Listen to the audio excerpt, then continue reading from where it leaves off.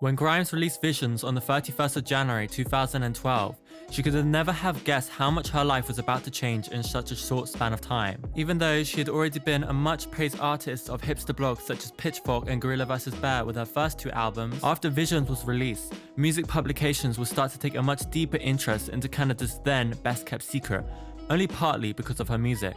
At the time, Grimes was starting to grow an infamous online persona, causing her to regularly be placed on the front pages of music blogs, usually because of some Tumblr post she had made the night before, a controversial statement that she had made in an interview, or just early 2010s music blogs not knowing how to deal with someone quickly becoming known as a pop star, even though Grimes was as far away from a 2010s pop star as they come.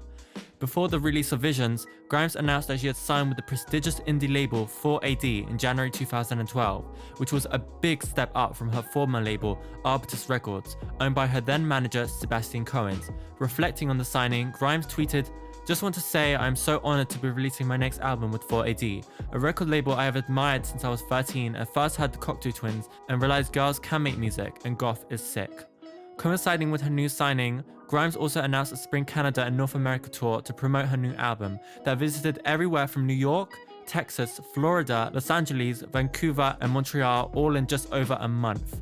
After releasing the video to Oblivion in March, which managed to gain 3.3 million views by October, Grimes put out a casting call in April for hot girls who can dance and are willing to be zombie angels and blow up cars and televisions, in preparation for filming the video for her next single, Genesis. But the call would prove unimportant, as around the time that she finished her spring tour at the end of March, she came across Miss Brooke Candy at a show she played in LA, and immediately decided to move to sunny California after thinking Brooke Candy was the coolest person she had ever seen. She moved to LA and ran into Brooke at a party pretty much on the first day.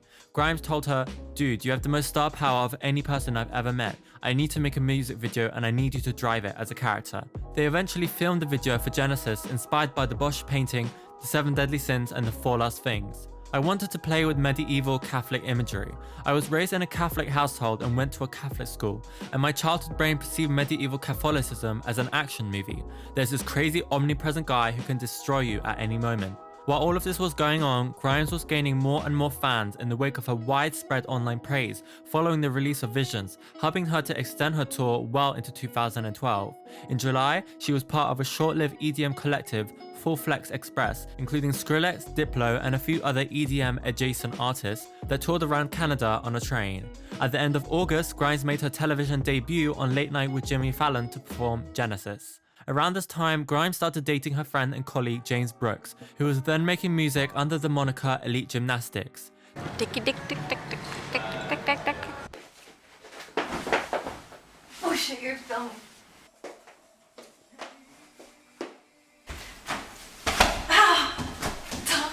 Where's the battery? James, turn it up. James, turn it up. They were both extremely outspoken on everything from politics to music, and would often find themselves at the front of music blogs because of their often controversial Tumblr posts. Like the time James responded to an article in Pitchfork that called Charlie XCX and Sky Ferreira innovative DIY-leaning pop artists that were former major label pop stars gone rogue. James responded by saying that they were both major label puppets that the industry was trying to pass off as indie DIY artists, and that they were trying to profit of the recent success of a true pop outsider like Grimes, when Sky and Charlie were actually both on major labels at the time and were working with some of the most popular songwriters and producers, Charlie sharing some of the same writing team as Justin Bieber. He even went as far as calling Charlie a mangled, grotesque approximation of Grimes. And I mean, bit harsh. Grimes responded twice, saying first that while she thought the write-up was too harsh, she did agree that it was a very dangerous thing for major label artists to be marketed as DIY, and that it was getting increasingly harder for true indie artists to break even into a mid-tier level of success. She then posted again 4 days later, trying to clarify her stance on the situation after her post was sensationalized in music blogs, trying to pitch the three artists against each other. Even though she had to cancel a bunch of dates towards the end of 2012 due to having problems with tinnitus and hearing loss, Grimes was still able to tour and perform on the SS Coachella, yes, that actually exists, towards the end of December while it sailed from the Bahamas to Jamaica. Grimes ended the year as one of the biggest breakthrough acts and summarized her personal feelings about her year and her relationship to the media in this Tumblr post posted on 24th of December 2012. There are two reasons I want to have a Tumblr. Firstly, people keep posting all this awesome fan art. The other reason I want to make this Tumblr is because I feel a lot of the things I do and say are misrepresented by journalists and the media. I can only control what goes out by trying to be real, but any writer will skew a story into what they want it to be. There are some really amazing journalists out there for sure, but I just want there to be a place where I can say what I want in a completely unedited way, so that will be happening here. Throughout 2013, Grimes mainly toured to increase her exposure to a mainstream audience, as well as experiencing some of her first interactions with mainstream pop culture. In January, she sat front row at the Chanel Spring Summer Haute Couture show, with Karl Lagerfeld even calling her fresh. It was definitely next level, really impressive. I mean, the space is amazing. In March, she toured East Asia, where she played at small venues in countries such as Singapore, Malaysia, China, Korea, and Japan. A month later, Grimes went through one of her harshest experiences with the internet when she posted a manifesto on her Tumblr called "I don't want to have to compromise my morals in order to make a living. I don't want my words to be taken out of context. I don't want to be infantilized because I refuse to be sexualized. I don't want to be molested at shows or on the street by people who perceive me as an object that exists for their personal satisfaction. I'm tired of men who aren't professional or even accomplished musicians continually offering to help me out without being asked, as if I did this by accident and I'm gonna flounder without them, or as if the fact that I'm a woman makes me incapable of using technology. I've never seen this kind of thing happen to any of my male peers." The post instantly went viral and received so much hate that Grimes temporarily deleted her Tumblr account. Sadly, she would go on to have this type of situation repeated many times throughout her career. However, following that incident, Grimes went on to go where Claire Boucher never thought she could, the mainstream. In May, she attended the Met Gala dressed in Chanel. 3 months later, she co-hosted the MTV Video Music Awards Red Carpet Report for MTV Style. In the same summer, Grimes also took part in another event that would bring her a lot of hate online, some people even sending her death threats after she performed at Boiler Room, a prestigious EDM DJ set. She performed hits such as We Like to Party by the Venga Boys and All I Want for Christmas Is You by Mariah Carey. It was August. Listeners responded online by accusing her of awful, disgusting trolling, and she didn't get another DJ gig for a year. However, we did get this.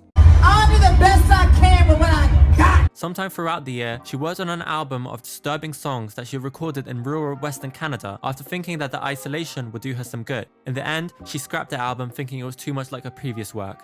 It wasn't enough of a progression, and she decided to start anew. She left 2013 by signing a management deal with Jay-Z's Rock Nation, which is where we got this amazing photo. Grimes announced the deal by posting this photo on Tumblr with the caption, "I've joined the X-Men." By this time, people were starting to wonder when Grimes' follow-up to Visions would be released, as it had been nearly 2 years without any new solo music, which, for an artist who released 3 albums in 2 years, certainly seems questionable. However, Grimes was actually feeling like giving up solo music completely, as she had what she called a terrible reputation as a live act, and found the whole performance side of things extremely nerve-wracking. She eventually decided to take part in a writing camp in May 2014 for Rihanna's new album and completed the song Go with her friend Michael Tucker, who was then known as Blood Diamonds and who you might know as Blood Pop, and sent it in for consideration to Rihanna. She rejected it. Grimes released her version with Blood Pop in August 2014 and, well, the reaction was not good, with many fans calling her a sellout because of the song's EDM chorus drop and radio-friendly dry vocals. I mean, like, it was written for Rihanna.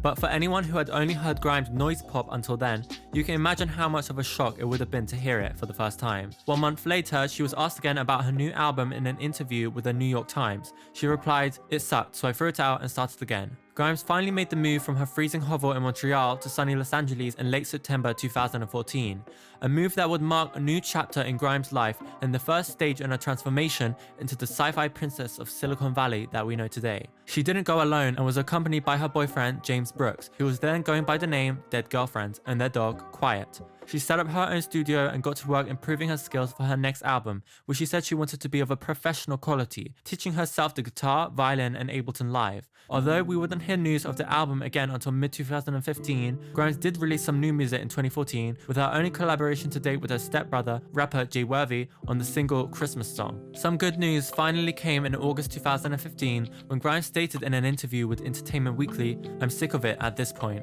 It's the first record that I made that I can listen to with other people around and not cringe and feel horrified."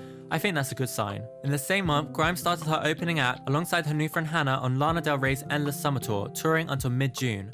Art Angels was eventually released on the 6th of November 2015. On the night of its release, Grimes tweeted out, "Thank you everyone for being so nice. I'm crying right now because I thought everyone was gonna hate it." The album was seen by Grimes as a move into making more in real life music, and for the first time, the production included live instrumentation such as the guitar, violin, and piano, Grimes playing every instrument. Real instruments just kind of presented a challenge to me. You can start taking more risks tonally and sonically. Process is as important as like the final product, and I think like the fact that I'm not a super proficient guitar player or violin player or whatever is kind of important. It's the first time that I've had the budget or the like skill set to actually like reference any of the music I actually grew up on. Like in one of these songs, you know, it's like the guitar sound, it's like the same guitar sound as like a perfect circle. And it's like it conjures all these ideas. It's like that whole lineage of music, and then like every sound and every color and every visual has like a giant like connection to human history that just goes back like thousands of years. You can't just like erase that stuff and pretend it doesn't exist. It was Grimes' second concept album, each song representing a different character in Grimes' imagination, and here she talks about some of the characters in this interview with Fuse. Ivy is 4, and which is like, I don't know, sort of like the demon, this is so embarrassing, leader of the album. Ugh, God, I can't say it out loud. And I mean, okay, I guess like, I was like, oh, if I was writing a manga, what would it be like? But so she's kind of like the demonic evil overlord. And then Kill V Mim is just the vampire. The album was applauded by critics, receiving her best reaction yet, and received a score of 8.5 from Pitchfork, while being called an epic holiday buffet of tendentious feminists off, with second helpings for anonymous commenters and music industry bloodsuckers. She embarked on the Rhinestone Cowgirls tour in late 2015, which toured Canada and North America, and then joined her best friend and colleague Hannah on the Acid Rain tour in spring 2016, which toured all over Europe. While on tour, they filmed the video series The Acid Rain Chronicles with Grimes' brother Mac Boucher, who filmed videos for both artists exclusively on an iPhone. Grimes went on to release her song Medieval Warfare for the Suicide Squad soundtrack in August 2016, which would be her last drop of new music before the upcoming stretch of label tensions, relationship dramas, and these two. Watch The Uncanny Valley in part 3. And before I go, I'd really appreciate it if you could subscribe to my channel and like the video.